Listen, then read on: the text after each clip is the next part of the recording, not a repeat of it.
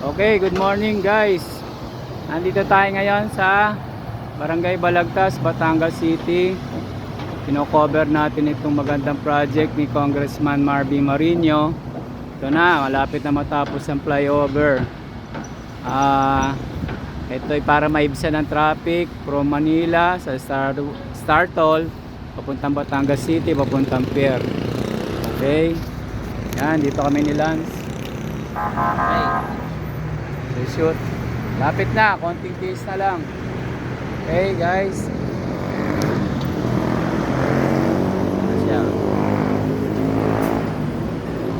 Yan, mababawasan ang traffic sa Batangas City papuntang Pier, sa port, at saka papuntang Batangas City. Okay guys, bye, abangan nyo lang.